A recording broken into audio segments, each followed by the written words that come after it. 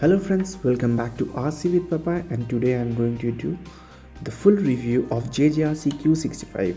Now this Jjrc Q65 is based on Willys Jeep and it is one of the most awaited RC car right now in the market.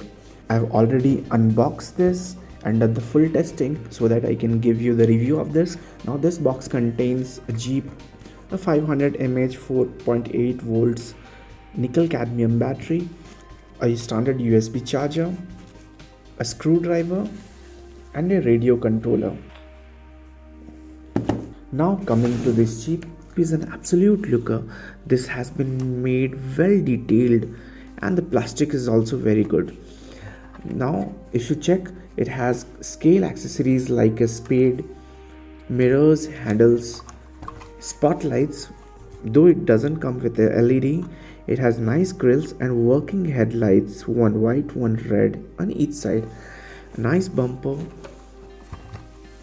a scale axe, more handles, a retractable windscreen, a spare wheel, a jerry can and tail lights, one white, one red on each side. Coming to the interiors, it has 4 seating design, 1 steering wheel, 3 shifters. The color is nice, it's military green. The only thing which I didn't like about this is the funny text transporter and the logos. Otherwise, everything about this Willys replica will make you feel nostalgic. Now let's check out the bonnet.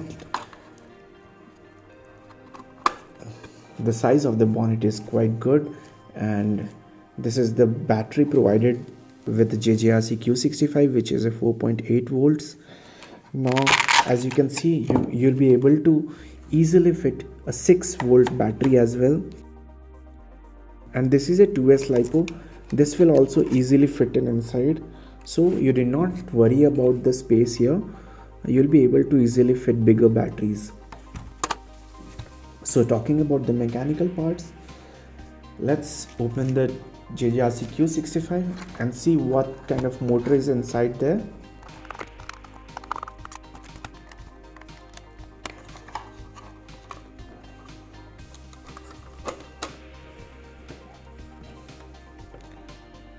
It's pretty clear that they have given a 130 motor, and here also I feel that Jjrc should have given a 180 motor.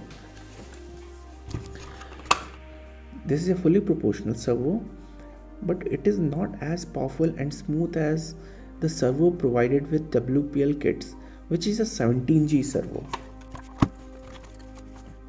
They have fixed these drive shafts with grub screws. It means that this will hold quite well, and also it will be easy to upgrade these drive shafts with metal ones. Now let's check out the axles provided in Jjrc Q65.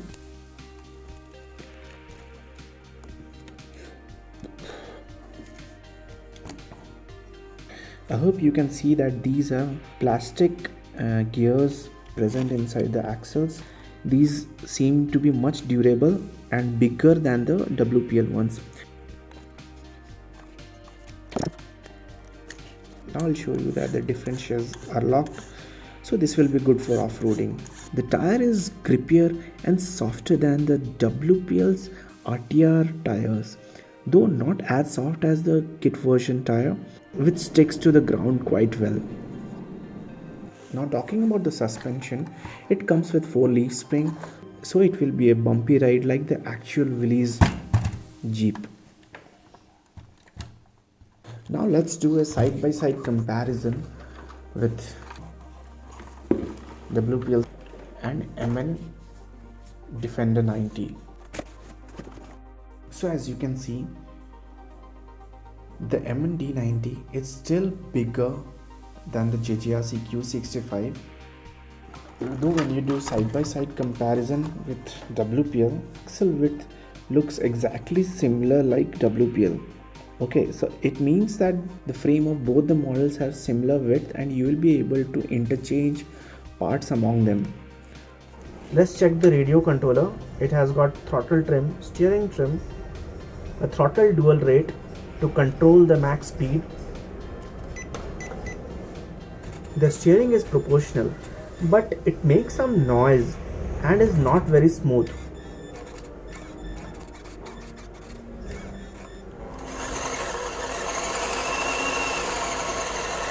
The throttle is also proportional.